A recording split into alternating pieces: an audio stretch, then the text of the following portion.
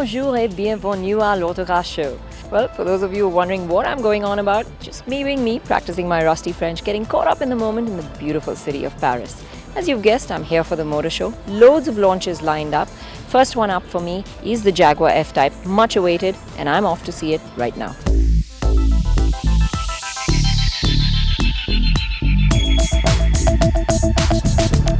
Well, now you're seeing it in the flesh. The Jaguar F-Type looks smoking hot.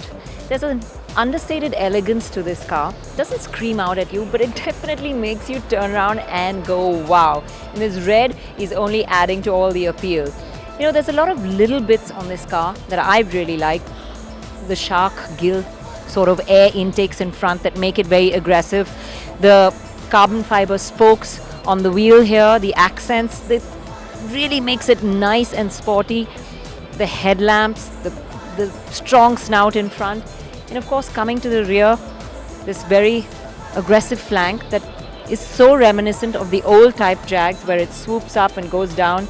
And of course, the tail lights that come from the older Jags. So many little bits that I've really liked on this car, but I'm going to leave you to actually gape at it in your own sweet time and go wow. Although it isn't obvious, the F-Type sports design cues from the classic E-Type. There's the clamshell bonnet, the sloping tail and the slender tail lamps. Despite these, the F-Type also has a distinct identity of its own. It's the first Jaguar sports car without an oval front grille. There are a pair of character lines that start at the front and weave their way across to the rear wings. With its long bonnet and short overhangs, the F-Type's proportions create a stunning picture. Some argue that it's a bit simple, but that's exactly what designer Ian Callum wanted. Simple elegance. It follows through to the interior too. What I liked in particular was the grab handle on the passenger side, which sort of says to you, hold on tight, you're going to have the ride of your life. Well, the F-Type will have a 3-strong engine lineup, 2 V6 and a V8 to provide you that kind of a ride.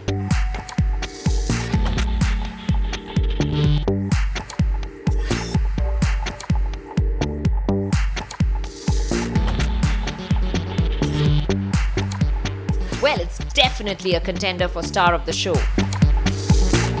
But vying for attention just across was the new Land Rover. Well, there's a lot of the Evoque in it, especially the sloping roofline and the front. But the interesting part now is that it's an all-aluminium monocoque, which is a first for an SUV. That makes the diesel Range Rover 420 kilograms lighter than its predecessor, which adds massively to its dynamics, performance and efficiency. Not only has the Range Rover become more sporty, it's also become more spacious. With over 18,000 interior options and 16 themes, you have a very large choice of what you can have. But all of those may not be offered in India. The design cues of the older range are quite there too, like the floating roof, the blackened B-pillars and the 2-piece tailgate that follow over. At the Jaguar stall, we also caught up with Dr. RALF, CEO Jaguar Land Rover, to find out about the turnaround of the brand and how much of a hand Tata had in it. We have just launched 2 of the most exciting cars on earth. The all-aluminium new Range Rover and the F-Type Jaguar. And that gives you already the first direction, the future.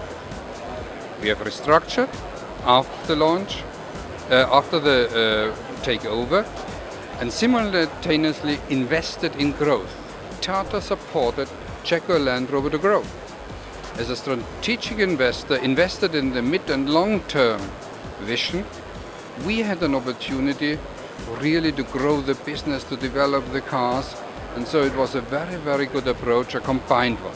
How is it, before you were with a parent company that actually you could dip into the pool for a lot of resources, a lot of R&D, etc. Now you're with a parent company that actually looks to you to dip into your technology, your knowledge resources. So how is that transition and how different is that? I guess whenever you step out of a big company like Jaguar did it, first of all you have to consolidate your own, you have to find your own capabilities and the gaps and the fill all these kind of gaps. That we did. Therefore we restructured also, and now we are on a very good path. We want to have sustainable, profitable growth, but that does not mean that we want to sell millions of cars tomorrow. And by the way, we even cannot sell millions of cars tomorrow. That is without saying. But yes, we want to have a very, very attractive product portfolio for our customers. And that must be strong. I think this is a memorable moment in the history of the company. And a moment that makes us very proud of being associated with the company. From strong to stylish, it was the Porsche Panamera up next. So the new Porsche Panamera Sport Turismo concept looks much nicer now, less abrupt from the rear. Porsche say this is where sportiness meets functionality, meets stability, shorter overhangs, larger tailgate, so definitely more functional. If you've got a sporty car, you've got to be able to carry some sports equipment in it. An interesting touch on this, you see there are no side view mirrors. Instead, there are two cameras in the side air intakes which actually display all the information into the MMI on the central console so you can see what's coming up behind you. No side view mirrors would take a bit of getting used to, but this is still a concept and you can expect a reality check before it goes into production. Also, I have to argue with Porsche that the only sports equipment that one could get in there is a golf kit maybe. Along with the new styling, Porsche has used this concept to display their new hybrid technology as well, dubbed e-hybrid.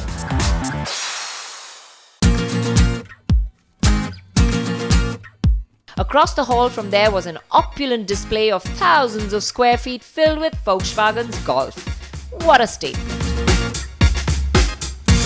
Volkswagen have launched their all-new Golf based on the MQB platform here at the Paris Motor Show and it's generating a huge amount of interest.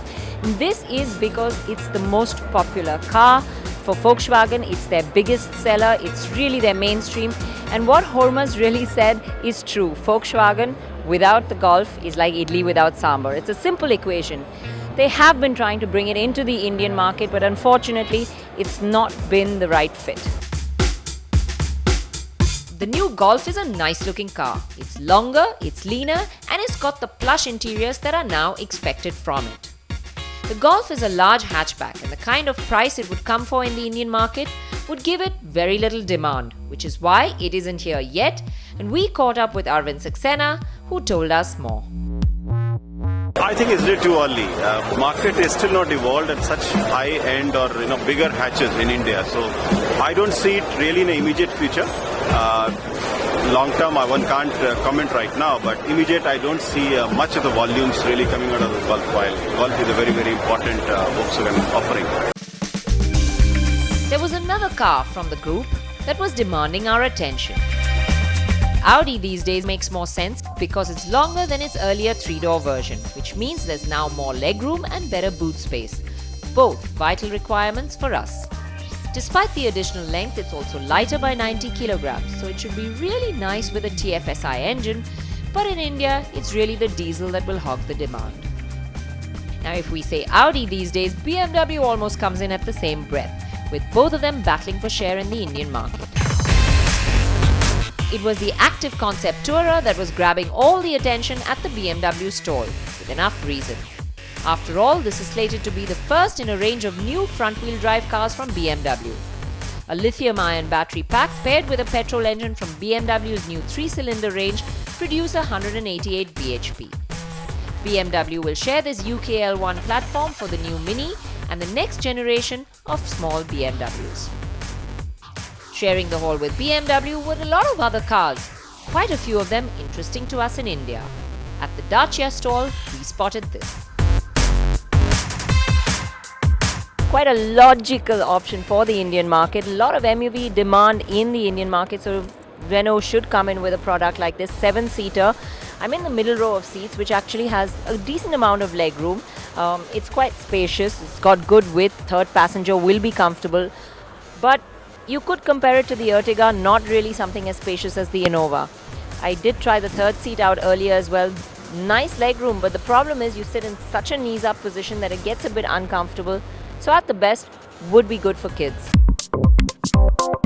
The LOGGY would slot into the segment created by the Ertiga. After the Duster's debut, we know that Renault are capable of bringing something like this to India and at the right price. After all, it's built on the same platform. We could expect to see similar engines as the Duster as well. Sources at Renault inform us that the interiors would need a lot of change for India, especially additions like AC for the second row. There are no real confirmations yet, but it could be launched at the 2014 Expo at a price of around 7 to 10 lakhs. Now also grabbing my attention was the new Logan, which definitely paints a much prettier picture now. The front is more aggressive. Everything looks more meaty, like the thick slats covering the honeycomb grille, the bigger sized oblong headlamps, and the chunky bumper that has a large air dam underneath. The rear is nicer too, the lines are softer and the bulging wraparound tail lamps add some attitude. The spoiler lip on the boot from the previous version carries over. From the side, there's a familiar Logan silhouette, which is a bit disappointing. To make up for it, the interiors get a total refresh. Much more modern and way more premium. A much needed attribute in the Logan. An interesting addition to the engine lineup is a 3-cylinder 900cc turbocharged engine producing 90 bhp.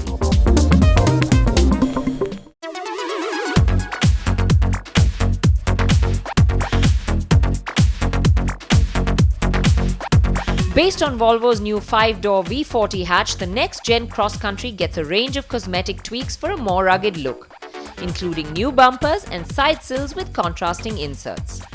There's a new front grille, rear skid plate and a new daytime running light. Apart from a beefed-up appearance, it also sports a ride height that's raised by nearly 40 mm to a healthy 173 mm. The V40 Cross Country brings a unique combination of rough terrain ability and elegant design. When it comes to India, it's likely to have the 163 bhp 2-litre D3 diesel motor. The V40 Cross Country is likely to come to India in March 2013, and you can expect it at a price point similar to that of the BMW X1 and the Mercedes B-Class.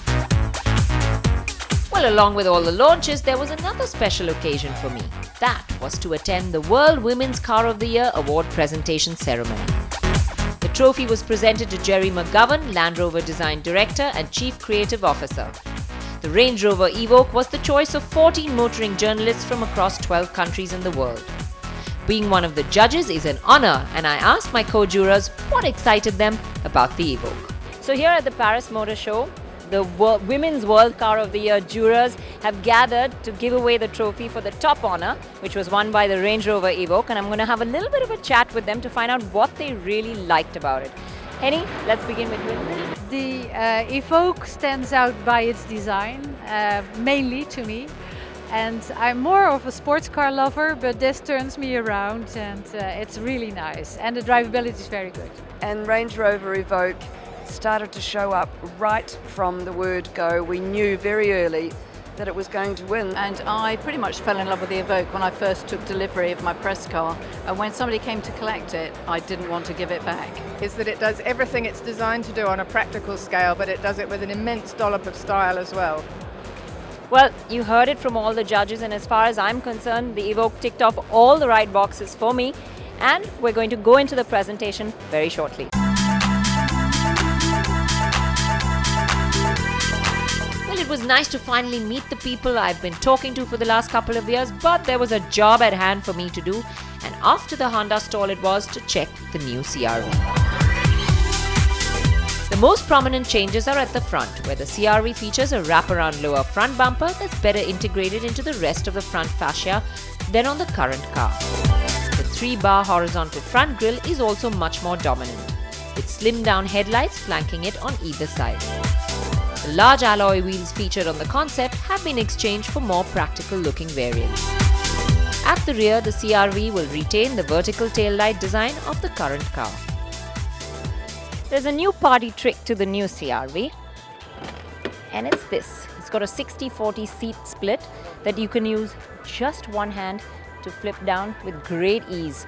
It's not just that. The thing is, if you've got a load of packages you're getting into your car, you can do it from the boot as well. Pop the boot, and there are very conveniently located levers that you can flip both sides of the seats down with really easily, and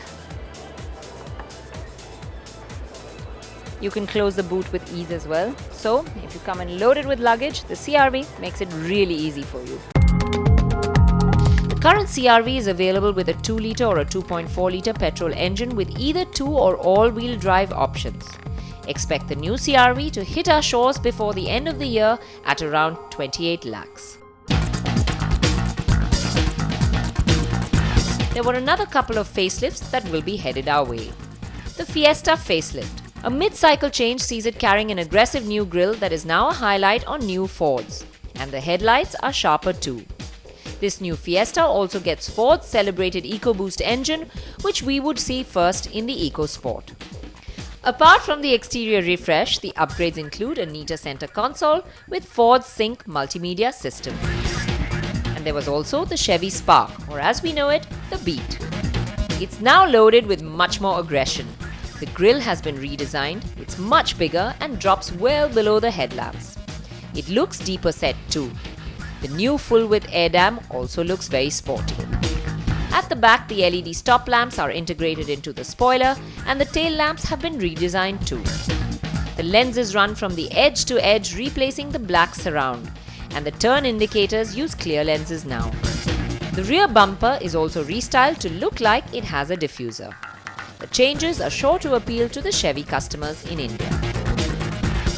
To top off the day, we had an interesting encounter with the designer of this, the Onyx concept from Peugeot. Of Indian origin, we caught up with Sandeep to talk about his meteoric rise and his design. 7 years ago, I was finishing my engineering.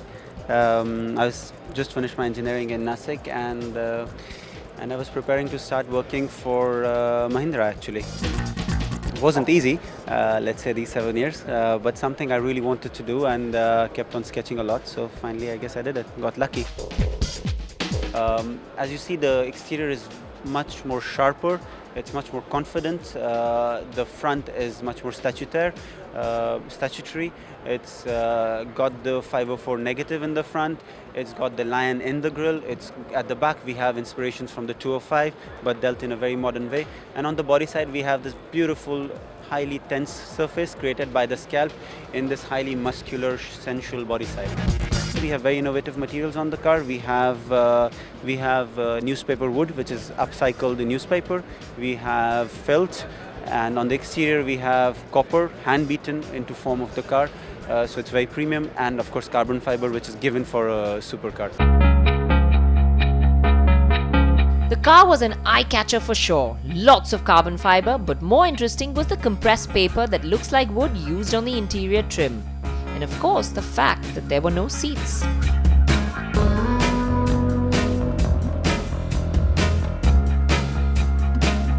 Not all that easy to get into, but it's absolutely new to be in a car which just doesn't have a seat. How it works is that the steering and the pedals actually come out towards you so you can get into your best driving position. For someone as short as me, I don't know if I'd be happy in here because I can't see anything up in front. However, there's no taking away from the fact that this is an amazing concept. I mean, even the exterior design is it just floors you, makes you turn around and go wow. And the great part about it is the guy who designed it is a guy who started out in India sketching cars, and this was the dream of his life to do something like this. An interesting fuel tank in a transparent material sits in the central console, which also has, strangely enough, a perfume holder. Well, one can always go wild in a concept. But what Peugeot tell us is it's the front that will translate into their future design language. Well, covered a lot here at the Paris Motor Show. My feet are killing me as usual. I'm ready to sign off. But this hall, this is where all the action is. This is where the two star cars of the show are. I showed you one earlier on, first up on the show, which was the Jaguar F-Type. And I'm signing off, and I'm going to leave you visuals with the one you've been waiting for, the McLaren P1.